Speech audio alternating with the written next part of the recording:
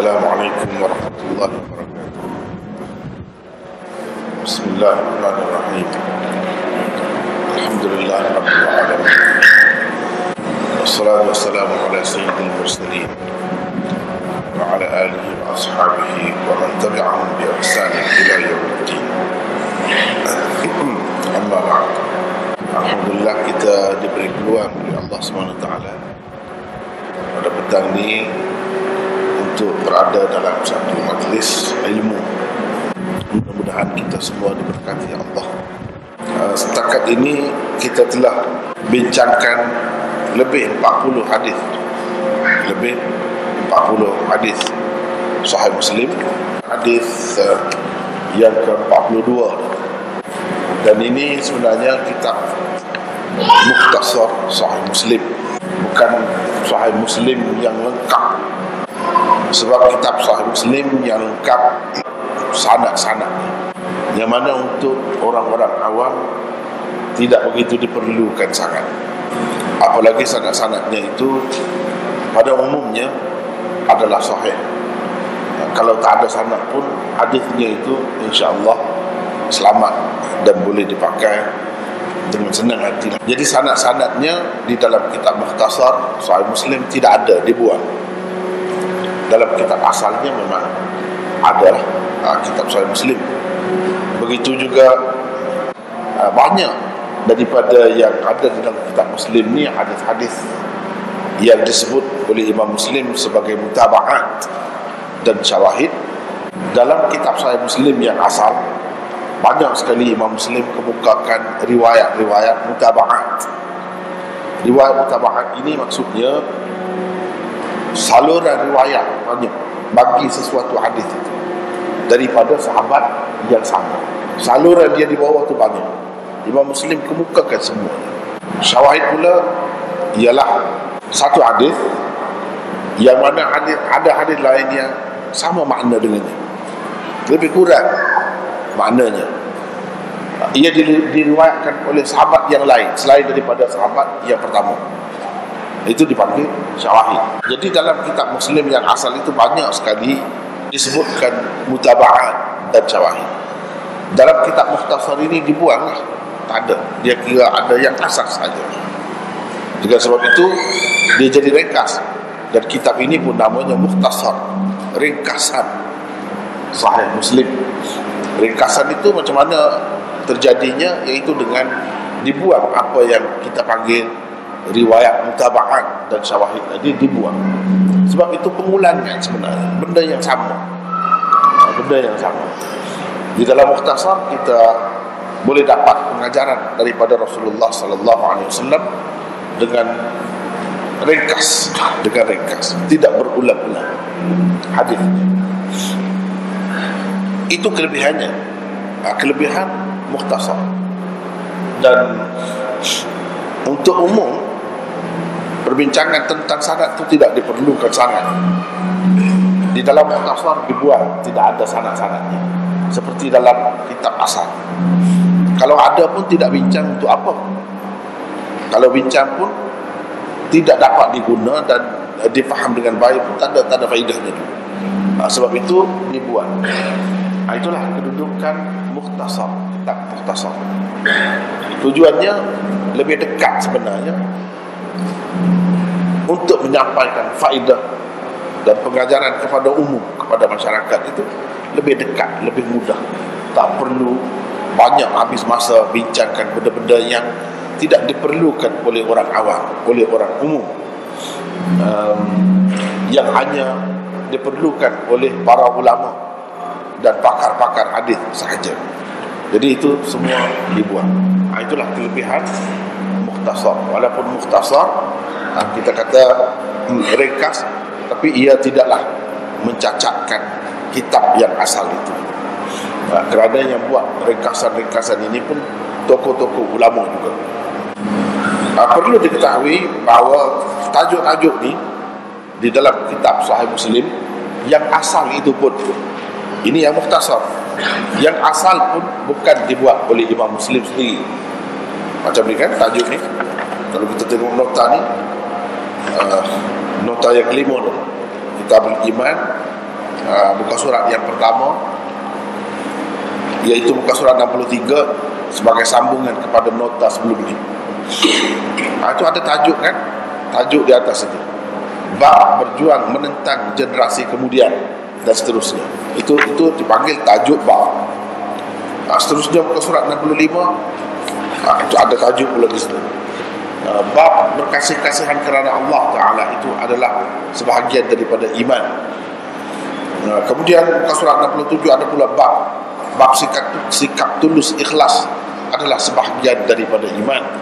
Ini semua bab-bab yang ada ini bukan sahaja di dalam mukhtasar Sahih Muslim, ringkasan Sahih Muslim ni, bahkan dalam kitab Sahih Muslim yang asal pun tidak ada. Ia tidak dibuat oleh Imam Muslim, ia dibuat oleh orang-orang lain yang datang kemudian. Imam Muslim tidak mengadakan bab-bab itu. Kalau dalam Sahih Muslim yang dalam bahasa Arab itu, umumnya mereka pakai tajuk-tajuk bab yang dibuat oleh Imam Nawawi. Dalam syarah Imam Nawawi, dia ada buat tajuk. Kebanyakan pencetak-pencetak kemudian ini, dia pakai tajuk bab yang dibuat oleh Imam Nawawi. Yang sebenarnya, kalau kita merujuk kepada syarah-syarah kitab Muslim, Sahih Muslim ini yang begitu banyak, bukan sahaja selepas Imam Nawawi, sebelum Imam Nawawi pun sudah banyak ada syarah-syarah Muslim itu. Tajuknya berbeza-beza,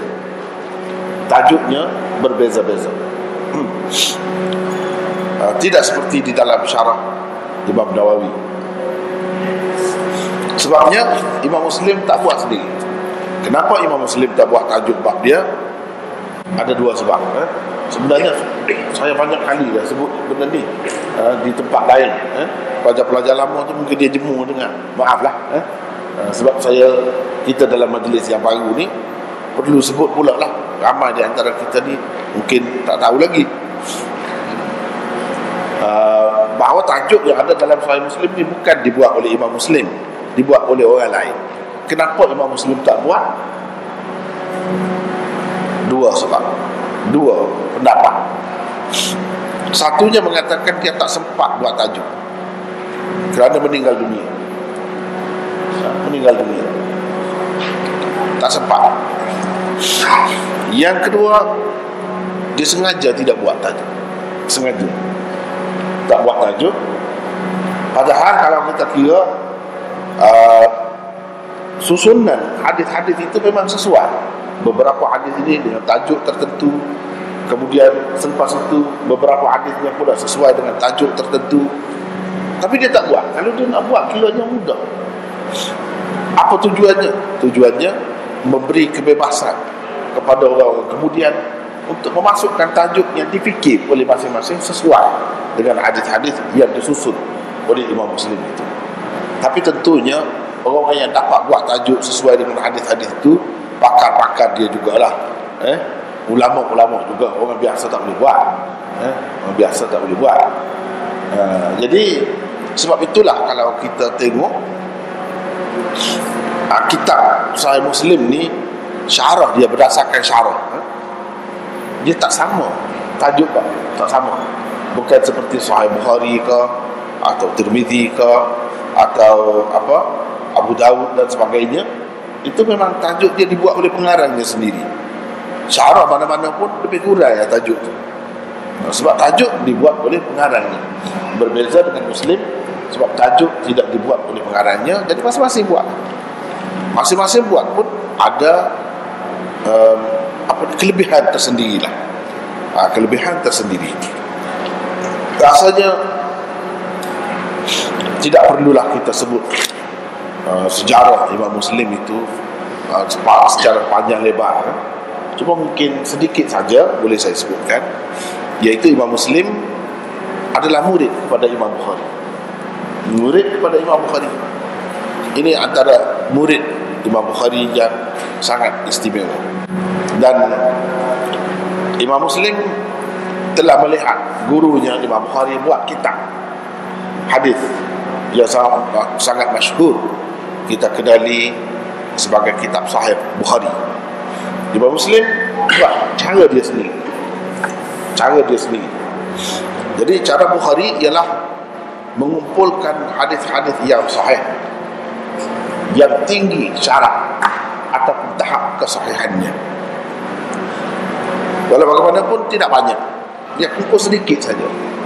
Sebab tujuan utama dia ialah nak mengajar cara menyimpulkan pengajaran atau hukum daripada sesuatu hadis itu sebanyak mungkin. Itu maksud Imam Bukhari.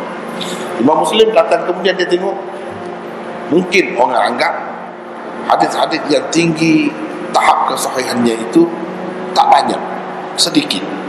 Kerana itu dia memperpanjangkan hadis-hadis dan saluran-saluran riwayatnya banyak, supaya orang berasa yakin bahawa ajaran-ajaran agama kita ini sebenarnya berasaskan hadis-hadis yang sangat tinggi tahap kesahihannya, dan bilangannya bukan sedikit seperti yang dapat kita lihat dalam Bukhari itu, tapi sangat banyak. Itu boleh dilihat di dalam Sahih Muslim. Ringkas ceritanya, Imam Muslim ni dia buat kajian yang sangat mendalam. Kadang-kadang dalam dia buat kajian tu dia lupa diri dia. Dia tak sedar. Itu sejarahnya. Sehingga antara sejarah yang disebut oleh semualah pengarang kitab-kitab ni hadis, terutamanya sejarah Imam Muslim, boleh dikatakan semua mereka ada menyebutkan bahawa Imam Muslim antara sebab kematian dia ialah pada suatu ketika dia buat kajian Sahih Muslim ni dan kitab-kitab lain juga, dia lapar, terasa lapar. Dia tanyalah isteri dia ada ke makanan. Isteri dia kata tak ada. Dia masuk pula bilik dia buat kajian. Lepas tu dah lapar, dia tak sempat dah nak buat kerja apa. Ini pengkaji begitulah cara. Akhir sekali ada dapat mungkin keluarga jiran atau siapa bagi satu kampit buah tamar kepada dia. Isteri dia pun kata ada di makanan. Dia pun terus dia tarik kampit tu bawa dalam bilik dia. Dan sambil dia buat kajian, dia makan. Sampai dia tak sedar tu, dia makan sekampit besar tu. Dan lepas itu dia sakit perut. Itulah yang membawa kepada kematian Imam Muslim. Dia lupa dalam kajian itu, dia tak sedar. Itulah ceritanya secara ringkas. Yang lain-lain itu panjang. Jadi kita tidak nak sebut secara Imam Muslim. Sejarahnya ada ditulis secara berasingan di dalam kitab-kitab yang khusus. Di situlah disebutkan dengan panjang lebar. Baiklah, rasanya kita boleh terus masuk kepada kitab ni, Mukhtasar Sahih Muslim, muka surat 65 ya. Muka surat 65, bab qaul at-tahabbi fillah ta'ala min al-iman wa bayani sababihi. An Abi Hurairah qala qala Rasulullah sallallahu alaihi wasallam la tadkhuluna al-jannah hatta tu'minu wa la tu'minu hatta tahabbu awala adullukum ala shay'in idza fa'altumuhu tahabbtum afshu as-salama bainakum.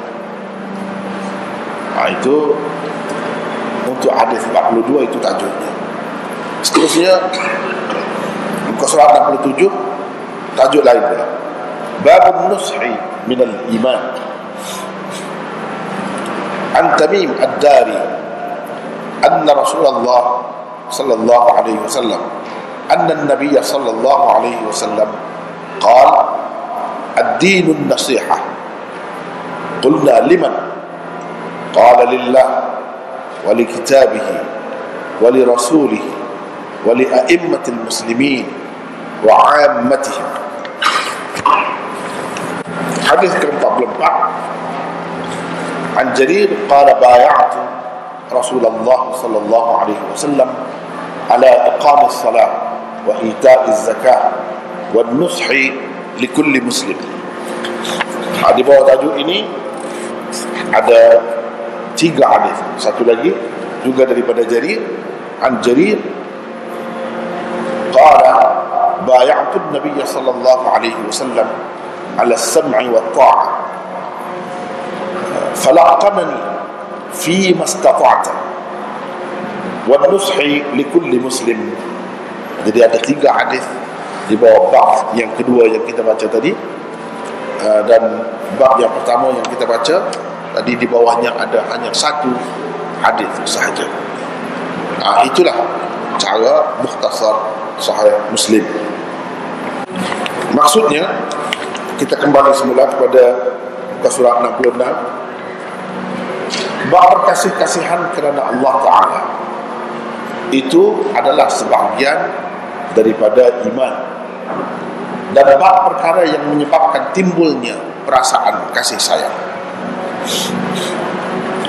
Abu Hurairah meriwayatkan, katanya Rasulullah sallallahu alaihi wasallam bersabda, kamu tidak dapat masuk syurga selagi tidak beriman, dan kamu tidak beriman, maksudnya benar-benar beriman, selagi tidak berkasih-kasihan.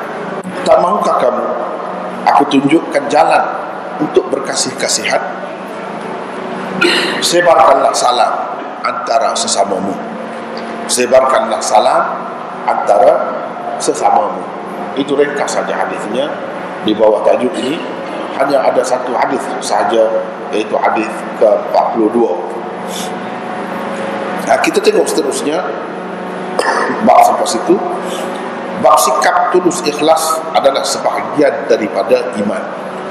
Hadis 43. Tamim Ad-Dari meriwayatkan, katanya Nabi SAW bersabda, agama itu ialah tulus ikhlas. Tanya kami, tulus ikhlas terhadap siapa wahai Rasulullah? Jawab beliau, terhadap Allah, terhadap kitabnya, terhadap Rasulnya, terhadap para pemimpin kaum muslimin, dan terhadap orang ramai. Itu hadis 43. Hadis ke-44, Jarir radhiyallahu anhu meriwayatkan, katanya aku berbai'ah kepada Rasulullah sallallahu alaihi wasallam untuk mendirikan salat, sama ada fardu salat iaitu 5 waktu, membayar zakat, dan bersikap tulus ikhlas terhadap setiap orang Islam. Hadis yang ke-45, Jarir radhiyallahu anhu meriwayatkan, katanya aku telah membai'ah Nabi sallallahu alaihi wasallam untuk taat setia dan patuh. Patuh maksudnya kepada baginda sallallahu alaihi wasallam dan para pemimpin yang lain. Baginda terus mengajar atau menegur aku dengan katanya, dalam perkara yang kau mampu, dalam perkara yang kau mampu. Dan aku juga telah membai'ah baginda sallallahu alaihi wasallam untuk tulus ikhlas terhadap setiap orang Islam. Itulah 3 hadis di bawah bab yang kedua. Sekali lagi kita kembali kepada surah 65 tadi, bab qaul ta'ala fillah ta'ala min al-iman wa bayani sababihi. Bab berkasih-kasihan kerana Allah Ta'ala itu adalah sebahagian daripada iman, dan perkara yang menyebabkan timbulnya perasaan kasih sayang. Ini tajuk. Seperti saya sebut tadi, tajuk sama ada di dalam mukhtasar Sahih Muslim atau ringkasan Sahih Muslim ni, ataupun dalam kitab asal Sahih Muslim yang lengkap, bukan dibuat oleh pengarangnya, yaitu Imam Muslim, bukan, tapi dibuat oleh orang-orang lain. Oleh kerana tajuk-tajuk ni dia ada kaitan dengan hadis-hadis, dan masing-masing ulama telah buat tajuk yang mereka fikir sesuai dengan hadis-hadis itu. Kerananya tajuk-tajuk itu jadi berbeza-beza, berlainan, tapi ada kelebihannya sendiri. Dengan sebab itu saya buat keputusan untuk bincang tentang tajuk, walaupun bukan yang Imam Muslim buat. Saya akan sebut ini tajuk ni berdasarkan kitab mana, siapa yang buat. Saya tidak terikat dengan mana-mana pengarang yang buat tajuk, misalnya Imam Nawawi ke, atau As-Sanusi ke, atau Al-Ubbi ke, Al-Qurtubi. Masing-masing tak sama tu tajuk. Saya tidak terikat dengan satu-satu pengarang saja. Bahkan saya akan pilih yang saya fikir sesuai dan terbaik, dengan tidak menafikan kelebihan tajuk-tajuk yang dibuat oleh beberapa pengarang yang lain. Dengan sebab itu saya sebutkan semuanya supaya mudah dan dapat kita tahu ini tajuk ni daripada mana, siapa yang buat begini ya. Jadi cuba lihat di situ ada nota 201 nota 201 ni mengambil kira yang sebelum ni lah. Jadi kalau hadirin dan hadirat sekalian nak tengok yang dulu, kena cari nota dulu lah. Saya tidak nak ulang lah. Tengok situ lah. Banyak dah perbincangannya. Kalau dah kira nota ini 201 dah. Dan hadisnya sudah berlalu 41 dah habis sebelum. Ini hadis yang ke-42. Perbincangannya di sana. Lihat di sana. Oleh kerana kita pun ada rakaman, alhamdulillah, rakaman macam ni ada. Boleh juga usaha dapatkan rakaman itu. Atau biasanya yang saya tahu lah ada dalam YouTube, boleh dapat dengan percuma saja. Kalau kita ada nota ni, tengok rakaman tu, boleh belajar sendiri. Boleh tengok sendiri di rumah masing-masing. Saya tak perlu ulang. Ini nota 201. Ini ialah tajuk bab yang dibuat oleh Al-Ethiopi. Tajuk bab yang dibuat oleh Al-Ethiopi yang kita baca tadi, tajuk bab Arab tu, terjemahannya saya berikan di atas itu yang dibuat oleh Al-Ethiopi. Al-Ethiopi ini seorang pengarang baru, tapi dia buat tu sangat baik. Syarah Muslim yang dia buat itu bukan syarah Mukhtasar Muslim, tidak. Syarah Muslim yang lengkap, sangat bagus. Apa-apa yang kurang, yang ditinggalkan oleh orang-orang dahulu, dia banyak tambah. Sangat bagus kitabnya itu. Nama sebenarnya ialah Muhammad bin Ali bin Adam, orang Ethiopia. Sebab itu namanya Ethiopi, Habasyah. Sama dahulu orang panggil Habasyah. Sekarang ni Ethiopia. Dia orang sana. Tapi dia menetap di Mekah dan mengajar di Mekah. Masih ada lagi. Masih ada. Tajuk-tajuk yang dia buat sangat menarik. Saya perhatikan, sebab itu banyak saya pilih yang dia, walaupun dia baru. Imam Nawawi, Qadhi Iyad, dan kebanyakan penyusun kitab matan Sahih Muslim membuat tajuk bab untuk hadis berikutnya begini: bab bayan annahu la yadkhulul jannah illa al-mu'minun wa anna mahabbatal mu'minin min al-iman wa anna ifsha' as-salam sababun lihusuliha. Ini tajuk yang dibuat oleh Imam Nawawi, bini bunyi. Qadhi Iyad pun begini juga. Imam Nawawi syarah Muslim juga, Qadhi Iyad pun ada buat syarah Muslim juga. Tajuk mereka berdua sama. Qadhi Iyad dulu lagi daripada Imam Nawawi. Seolah-olahnya Imam Nawawi tumpan dia ambil tajuk yang dia buat. Imam Nawawi berkenan dengan tajuk yang dia buat. Maksud tajuk itu, bab mengatakan bahawasanya tidak dapat masuk syurga kecuali orang-orang yang beriman, dan mengasihi orang-orang yang beriman adalah sebahagian daripada iman, dan menyebarkan salam itu adalah satu sebab untuk mendapatkannya. Ini untuk mendapatkan kasih sayang itu. Itu tajuk yang dibuat oleh Imam Nawawi dan Qadhi Iyad. Al-Ubbi dan As-Sanusi pula membuat tajuk begini. Al-Ubbi ni pensyarah kepada Sahih Muslim ni. Kita kata ubi mana pula? Bukan ubi kayu, ubi keledek itu tidak. Al-Ubbi nama tempat, nama satu tempat. Ini di Morocco, orang Morocco. Dia bermazhab Malik. Dia juga ada buat syarah kepada Sahih Muslim ini. Kitabnya sangat baik. tebal 7 jilid untuk cara Muslim. Dalam nota yang dulu saya tak ingat, nota yang keberapa, saya sudah jelaskan siapa dia ni. Dia ni apa nama sebenarnya, wafatnya pada tahun berapa, saya sudah jelaskan. Sila dapatkan nota yang lepas.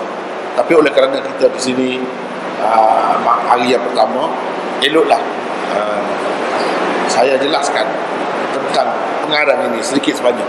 Nama sebenar Al-Ubbi itu bukan nama sebenarnya. Al-Ubbi itu macam kalau kita di sini Malaysia Al-Malizi, orang Malaysia. Kalau Kelantan, orang Al-Kelantani, orang Kelantan. Itu nama panggilannya, bukan nama sebenar. Nama sebenarnya ialah Muhammad bin Khalfan bin Umar Al-Ubbi Al-Maliki. Dia orang Maliki. Dia juga buat syarah Sahih Muslim. As-Sanusi ni pun pensyarah Sahih Muslim juga. Kita perlu tahu bahawa Sahih Muslim ni telah dibuat syarah begitu banyak oleh ulama-ulama daripada pelbagai mazhab. Kebanyakan mereka daripada mazhab Malik, banyak berkhidmat untuk Sahih Muslim. Sebab itu setengah-setengah ulama mengatakan Imam Muslim ni bermazhab Malik. Sebab pensyarah kitab dia ni ramainya daripada mazhab Malik. Sebenarnya bukan. Seperti Imam Bukhari juga, dia tidak terikat dengan mana-mana mazhab. Dia juga seorang tokoh imam yang besar. Cuma ialah habuan masing-masing. Dalam mensyarahkan Sahih Muslim ni, kebanyakan yang terlibatnya ialah ulama-ulama dalam mazhab Malik. Tapi kalau kita tengok di sepanjang sejarah ni, bukan ulama-ulama dari mazhab Malik saja. Dalam mazhab Hanafi pun ada, mazhab Syafi'i pun, macam Imam Nawawi itu Syafi'i, dia juga buat syarah pada Sahih Muslim. Tapi yang lebih ramainya ialah daripada mazhab Malik. As-Sanusi ini, kalau orang belajar sifat 20, dia akan tahu siapa Sanusi. Pengarang kitab yang terkenal asas kitab sifat 20, iaitu Ummul Barahin. Kalau orang-orang pondok ni kan, kitab Ummul Barahin ni memang kitab asas lah, kitab utama akidah Asy'ariyah. Ini kitab asas. Inilah pengarangnya Sanusi. Sanusi ni bukan seorang ulama akidah saja, dia bahkan ulama hadis, dan dia juga buat syarah Sahih Muslim. Sanusi itulah. Dia ni meninggal dunia pada tahun 895. Nama sebenarnya ialah Muhammad bin Yusuf bin Umar bin Ju'aib As-Sanusi. Dia ada kitab syarah Muslim namanya Mukmilul Ikmalil Ikmal, syarah Muslim. Al-Ubbi dan As-Sanusi pula membuat tajuk begini. Jadi dua orang pensyarah ni tajuknya sama, yaitu bab qaulihi sallallahu alaihi wasallam, la tadkhulul jannata hatta tu'minu wa anna mahabbatal mu'minin minal iman wa anna ifsha' as-salam sababun lihusulih. Itu tajuk yang dibuat oleh dua tokoh ini.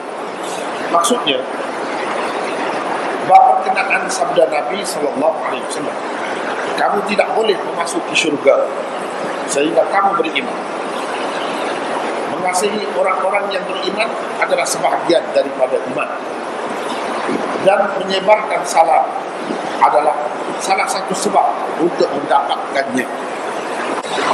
Al-Qurtubi pula membuat tajuk yang berbunyi begini. Dia buat tajuk lain pula. Tajuknya Babul Mahabbati Fillah Ta'ala Minal Iman. Bab cinta kerana Allah Ta'ala itu adalah sebahagian daripada iman. Bab cinta kerana Allah Ta'ala itu adalah sebahagian daripada iman. Itu tajuk yang dibuat oleh Al-Qurtubi. Al-Qurtubi ini pun salah seorang pensyarah kitab Sahih Muslim. Beliau terkenal. Qurtubi adalah Cordoba di Spanyol. Dulu semasa Islam memerintah dahulu, namanya Andalus. Orang kita panggil Andalusia. Dia orang sana, orang Spanyol. Di Spanyol tu ramai ulama-ulama Islam lahir, tokoh-tokoh dalam pelbagai bidang, termasuk dalam bidang hadis. Al-Qurtubi, dia ahli tafsir dan juga ahli hadis. Al-Qurtubi meninggal dunia pada tahun 656. Nama sebenarnya ialah Ahmad bin Umar bin Ibrahim Abul Abbas Al-Qurtubi. Dalam nota yang lepas pun sudah ada ini semua ni. Saya sudah perkenalkan setiap tokoh, sudah perkenalkan. Itu tajuk dia buat, kalau kita perhatikan tak sama tu. Padahal hadis di bawahnya hadis ni lah. Sebab Imam Muslim tak buat tajuk. Kenapa dia tak buat?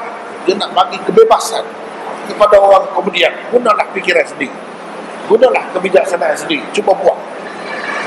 Sebab Imam Bukhari gurunya kadang-kadang dia buat tajuk kosong, bab tanpa tajuk, dipanggil bab tanpa tajuk, bab bila tarjamah, bab tanpa tajuk. Selalunya dia buat tajuk, dia buat. Lepas tu dia bab saja, tak ada tajuk. Ulama-ulama pengkaji hadis kata tujuan Imam Bukhari buat begitu, dia nak uji pelajar-pelajar dia sejauh mana kamu sudah dapat kemahiran. Yang lepas-lepas aku buat saja tajuk, aku buat, kamu tak belajar tak? Cuba tengok, cuba kamu buat sendiri. Seolah-olahnya dia buat gitu. Tapi Imam Bukhari ada pada tempat-tempat tertentu saja buat begitu. Imam Muslim semua sekali dia tak buat tajuk, buat sendiri. Sebab kamu sebenarnya kalau nak kira dari segi tertib belajar ni, tak kena ni kita ni, tak kena. Tertib belajarnya kena Bukhari dulu, lepas tu baru Muslim. Tapi tak apalah, sebab kita bukan belajar nak jadi pakar hadis, tidak, untuk nak dapat pengajaran daripada hadis. Sebab itulah kita pilih kitab Sahih Muslim. Kalau nak jadi pakar tak boleh, dia kena kitab asal yang lengkap itu. Dan itu makan masa. Saya guna kitab tu yang lengkap tu di Kubat Krial, Kelantan, belasan tahun dah, tak habis lagi. Bincang yang lengkap, tak habis lagi. Itu makan masa. Tapi kalau yang ni lebih ringkas, kita terus dapat pengajaran daripada Rasulullah sallallahu alaihi wasallam. Itu yang pentingnya. Itu yang penting. Bukan nak bincang tentang sanad-sanad dia tu. Itu bukan kerja orang biasa sebenarnya. Walau bagaimanapun, di tempat-tempat yang perlu, saya ada bincang juga sedikit sebanyak.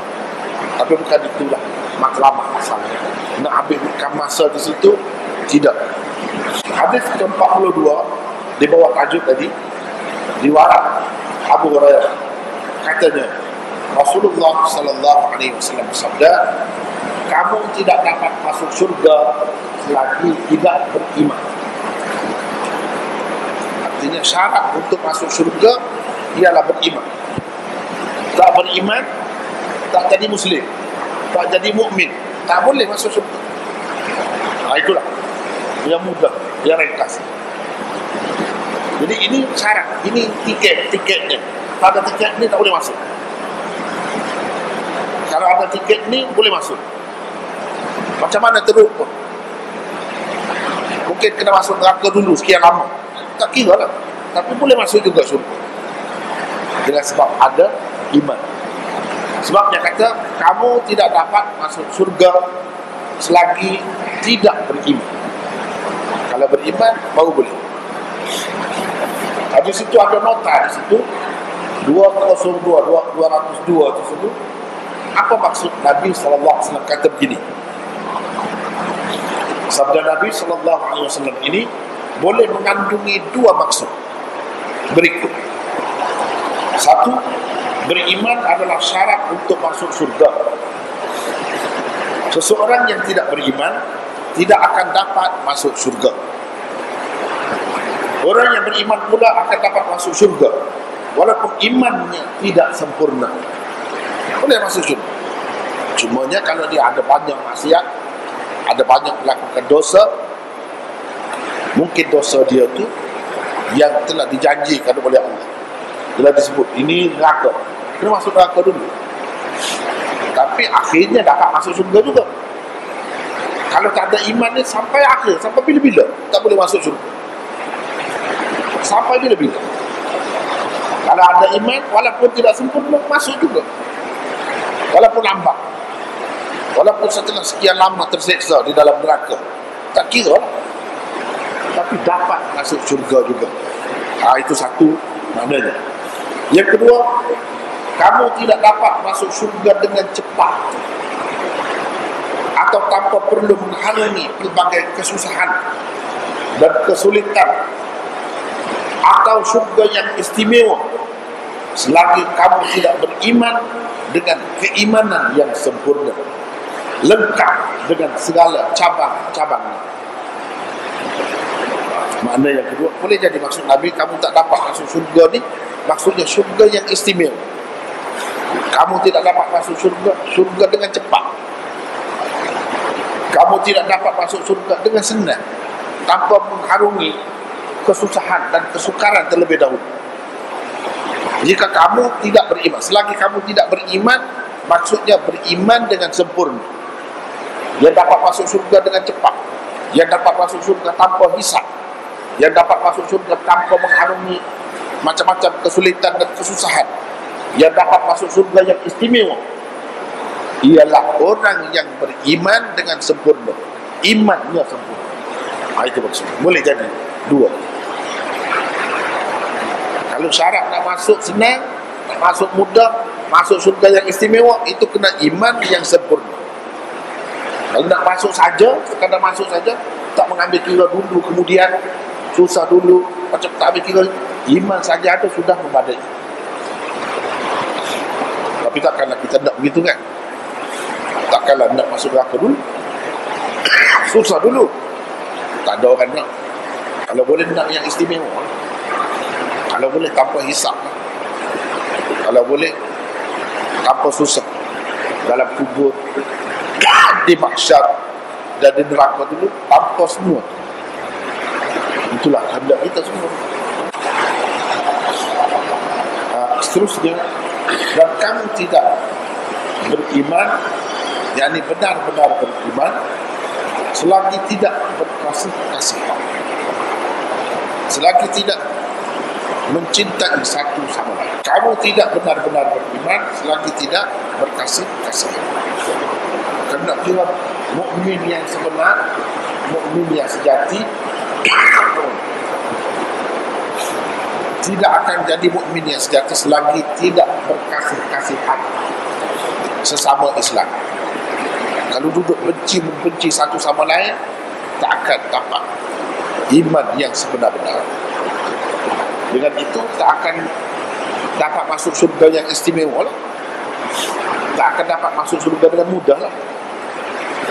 Itulah kesimpulan. Sebab iman tak akan sempurna kalau selagi tidak ada ini, kasih terhadap satu sama lain, sayang terhadap satu sama lain. Kalau tak ada ini, tak boleh masuk surga yang istimewa. Jadi kalau kita tengok di sini kepada bahagian yang kedua ni, menunjukkan yang pertama tadi, dia kata kamu tidak akan masuk surga, tak dapat masuk surga selagi kamu tidak beriman. Maksudnya iman yang sempurna yang dimaksudkan di situ. Sebab dia sebut kamu tidak beriman selagi tidak berkasih-kasihan. Kalau benci-benci pun boleh jadi seseorang itu masih Islam lagi. Bukan kalau berkelahi misalnya, bergaduh, tak bercakap, terus dia jadi kafir, tidak. Islam lagi, tapi Islamnya sempurna ke tidak? Tak sempurna. Jadi daripada bahagian yang kedua ni, ayat yang kedua ni, kita dapat faham maksud tidak beriman tadi, beriman yang sempurna. Begitu. Tak mahukah kamu itu selagi tidak berkasih-kasihan. Apa yang dimaksudkan dengan berkasih-kasihan di sini? Ada nota pula di situ 203. Sabda Nabi SAW ini menunjukkan bahawa iman yang sempurna itu bukan sekadar kepercayaan di dalam hati semata-mata. Bukan sekadar itu. Bukan sekadar percaya pada rukun iman. Dalam rukun iman itu tak ada sebut pula yang kata berkasih-kasihan ini. Tak ada sebut. Bukan sekadar itu sebenarnya yang dikandalkan. Tetapi ia adalah suatu yang perlu dibuktikan dengan amalan dan juga kata-kata. Amalannya apa? Berkasih-kasihan. Itulah amalan. Nah, ini besar makna dia. Besar. Nampak gitu ya? Kalau betul-betul berkasih-kasihan, betul-betul kasih, tak ada menipu, sama-sama Islam. Tak ada menganiayai, sama-sama Islam, tak ada. Tak berlaku gitu. Tak ada segala penyelewengan berlaku di kalangan orang Islam. Itu makna kasih. Kalau dia boleh menipu, boleh mencuri, boleh membunuh, boleh macam-macam lagi orang Islam, itu makna dia benci tu, dia tidak kasih. Kalau kasih, dia tak akan buat macam tu. Itu buktinya. Kalau betul-betul kasih, dia tak akan buat. Orang-orang yang melakukan maksiat dan melakukan benda-benda macam tadi, yang menyusahkan orang Islam lain, yang mengganggu orang Islam lain, sama ada dengan lidah atau tangannya, sebenarnya dia tidak kasih kepada sesama Muslim.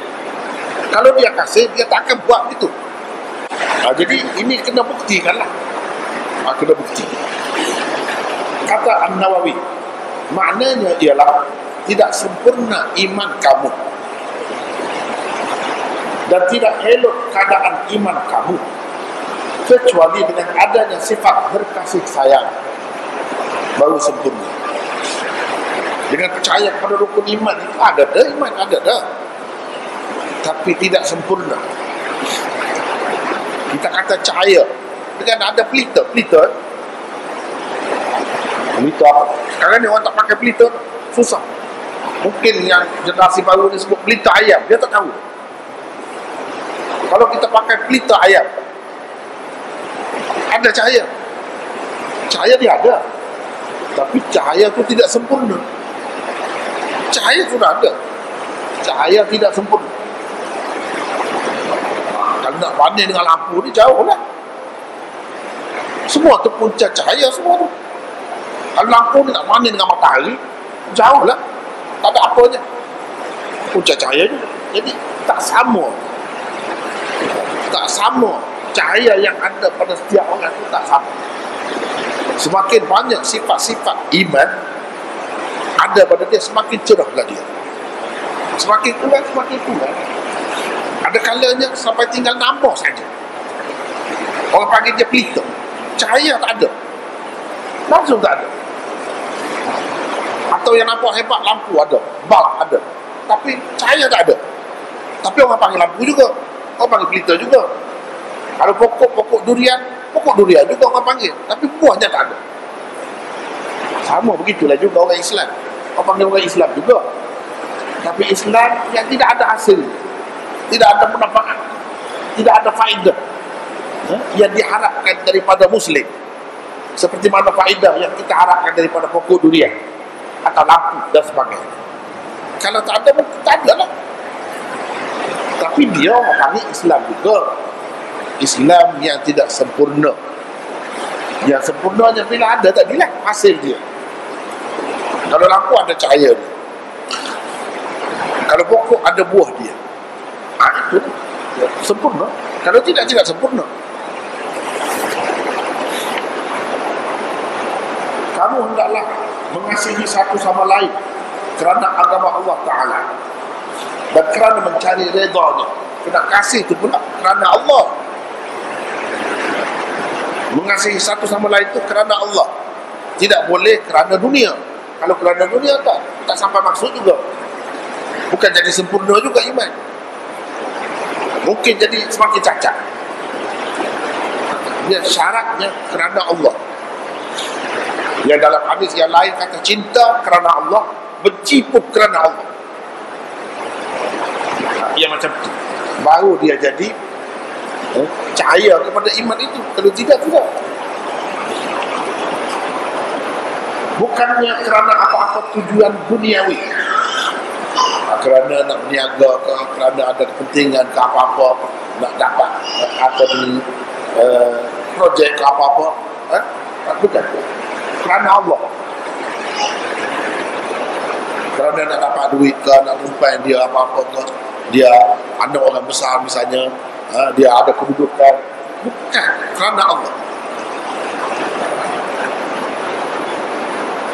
Al-Qurtubi mengatakan bahawa iman yang disebutkan pada kali pertama itu ialah tasdiq syar'i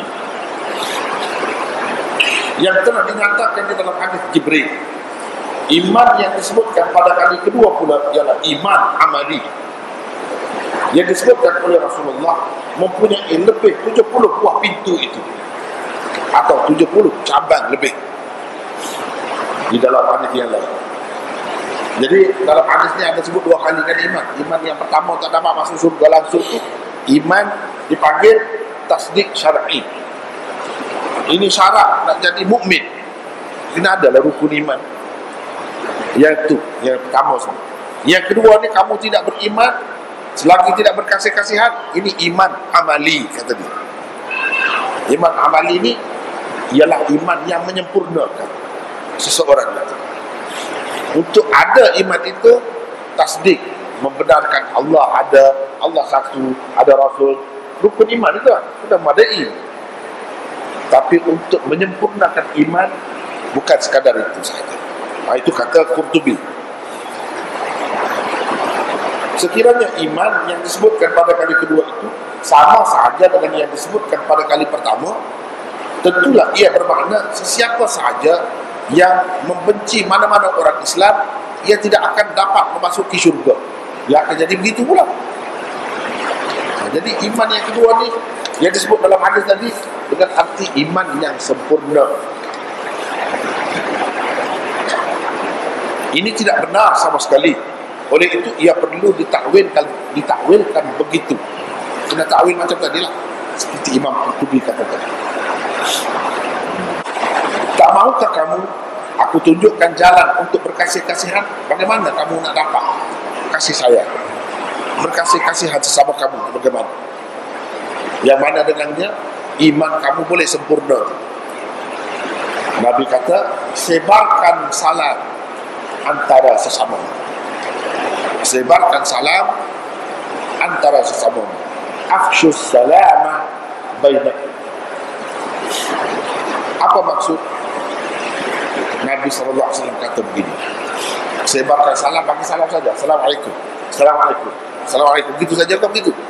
Itukah maksudnya? Atau dia nak macam mana? Maksud sebarkan salam. Cuba tengok, ada nota di situ 204 pada muka surat 67. Arahan ini hanya untuk orang-orang Islam, kepada orang-orang Islam sahaja. Yang kata nak bagi salam itu pun kepada orang Islam. So sebar itu sebar di kalangan orang Islam. Jangan kata pula kepada orang kafir Assalamualaikum. Itu tidak disuruh. Yang disuruhnya kepada sesama Islam. Sebarkan di antara sesama Islam. Kalau orang kafir kita kata begitu, mungkin dia semakin nak marah kepada kita. Dan yang benci. Ada juga yang tak kisah, dia bakal bagi salam kepada kita. Ada juga orang kafir tak boleh, dia naik marah kalau kita bagi salam dengan dia. Jadi tak ada pasal itu. Untuk apa maksudnya? Pada orang Islam semua faham apa makna bila kita bagi salam itu, kita mahukan kebaikan dia. Kenapa dia nak benci, nak marah dengan kita pula? Tak ada sebab. Kata Al-Qurtubi, arahan menyebarkan salam itu merangkumi orang-orang yang dikenali dan juga yang tidak dikenali. Dalam hadis yang lain disebut, ala man arafta wa man lam ta'rif. Kepada orang yang kau kenal atau yang belum kenal, asalkan dia Islam, Assalamualaikum, bagi salam. Makna kamu tidak beriman selagi kamu tidak saling menyayangi itu ialah tidak sempurna iman kamu. Keadaan kamu tidak seperti orang-orang yang sempurna iman mereka, sehinggalah kamu menyebarkan salam yang menjadi puncak kasih sayang kerana agama dan cinta yang disyariatkan. Cinta yang disyariatkan. Ada juga cinta yang tidak disyariatkan. Yang salah ada juga. Ini kalau saya bahaskan salah ikut cara yang betul, ia akan membawa kepada kasih sayang yang disyariatkan, yang sesuai dengan agama Islam.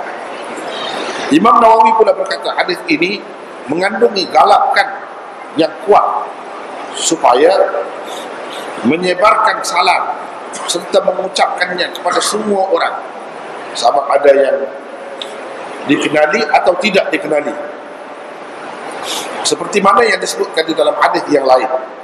Salam itu adalah penyebab kemesraan dan kunci kasih sayang. Dengan menyebarkannya, ia boleh menimbulkan kemesraan di antara penganut, di antara sesama Islam, serta menampakkan syiar mereka yang membezakan mereka daripada penganut agama lain. Di samping itu, salam juga boleh melatih dan memupuk jiwa supaya merendah diri dan mementingkan hak-hak orang Islam yang lain. Jadi banyak faedah salamnya. Saya dalam ini nota Mukhtasar Sahih Muslim, dalam nota Sahih Bukhari, saya ada tulis di situ.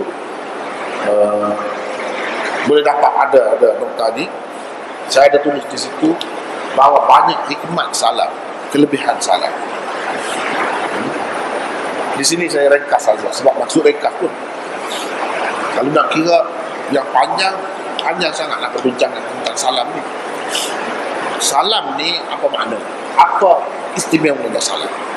Masing-masing bangsa yang bertamadun ada ucapan ataupun sapaan. Bila bertemu, dia ucapkan yang itu. Macam-macam lah caranya. Macam-macam caranya dalam dunia ni. Masing-masing ada. Kecuali yang tidak bertamadun, yang duduk dalam hutan. Kalau yang bertamadun dia ada good morning, good afternoon, good night, dan macam-macam lagi. Itu ucapan.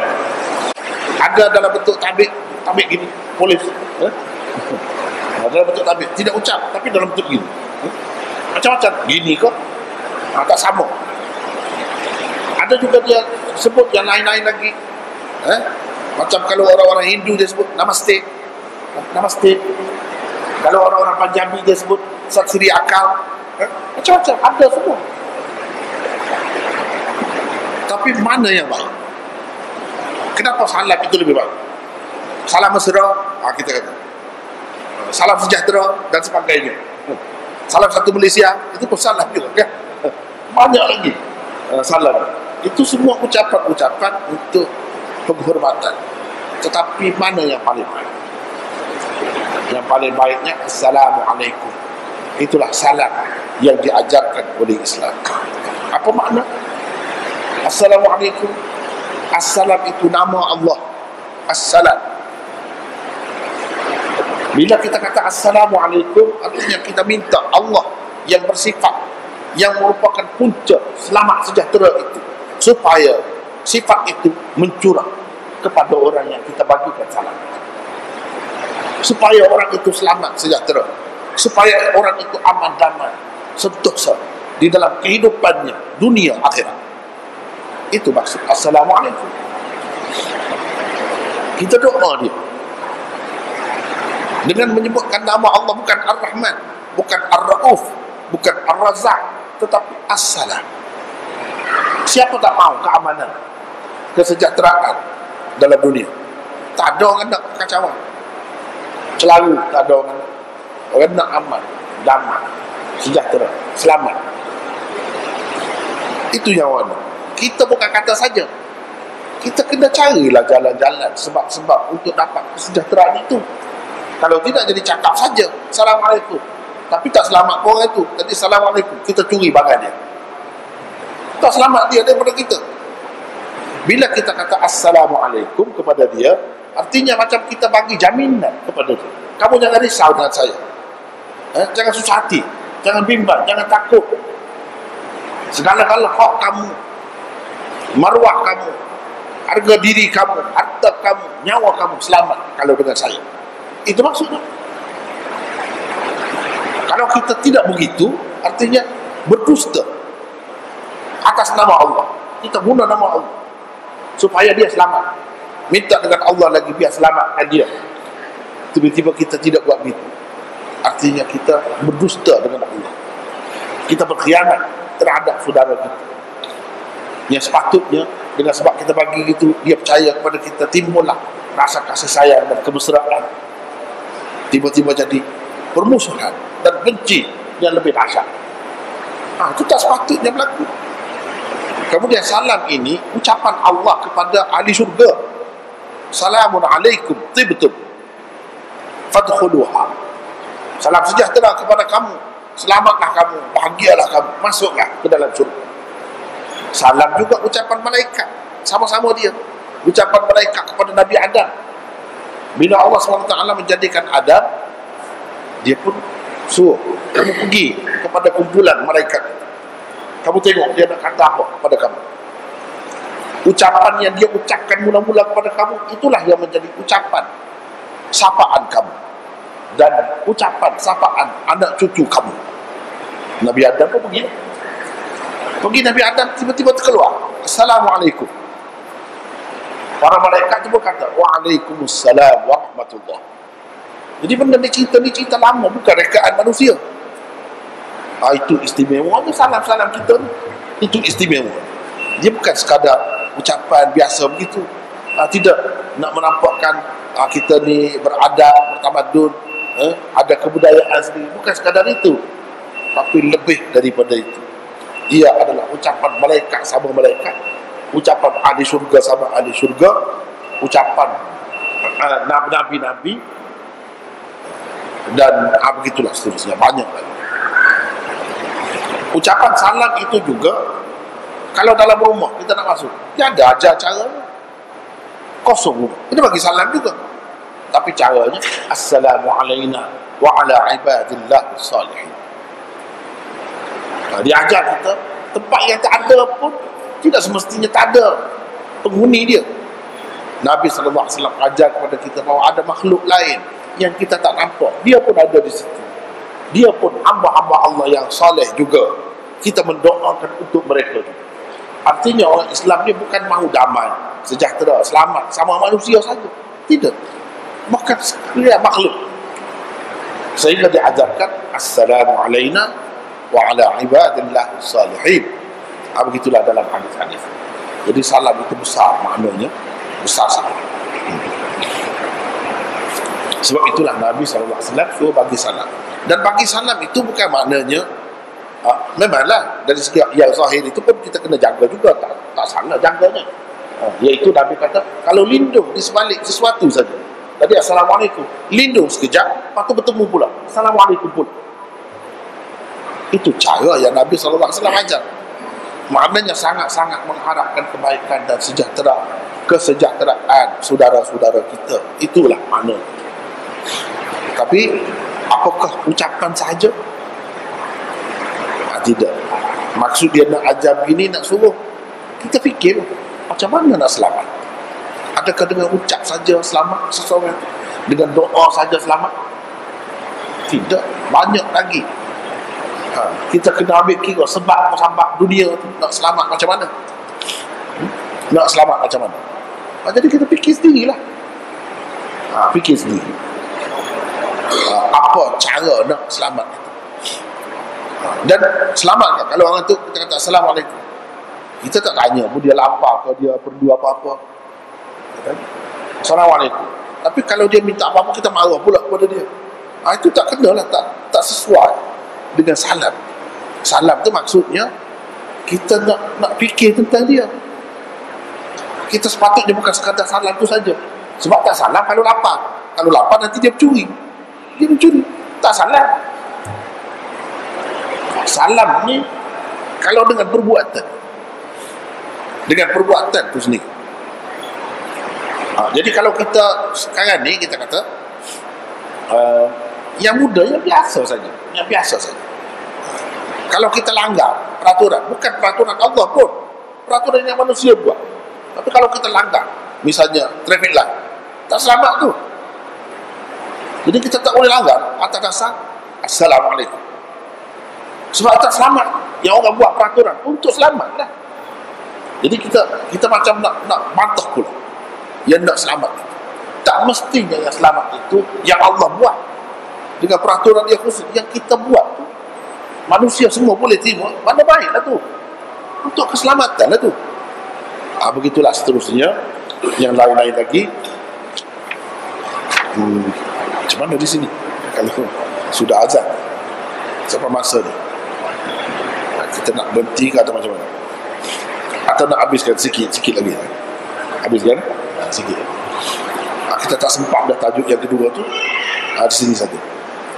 Antara kesimpulan yang dapat dipetik daripada hadis ini ialah satu, syurga itu hanya boleh dimasuki oleh orang-orang yang beriman. Ini kesimpulan.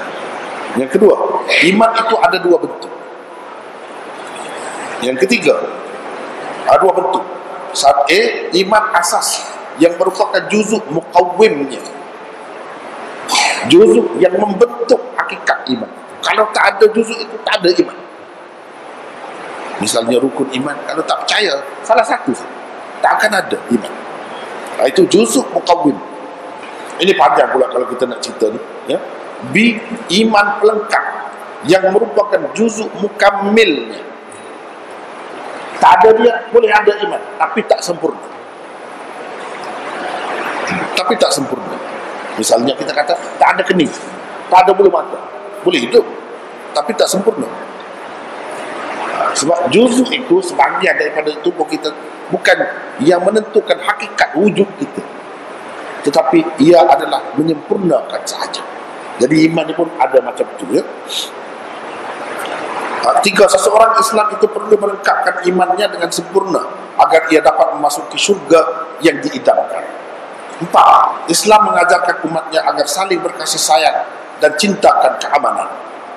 5, Nabi Muhammad SAW tidak diutuskan sekadar untuk mengajar manusia menjaga hubungan mereka dengan Allah Ta'ala sahaja, tetapi juga untuk mengajar mereka menjaga hubungan sesama manusia, terutamanya sesama Islam. Yang keenam, orang Islam seharusnya mengucapkan salam kepada sesiapa sahaja yang beragama Islam, sama ada ia dikenali atau tidak. Yang ketujuh, ucapan salam orang Islam yang istimewa itu adalah khusus untuk orang-orang Islam sahaja.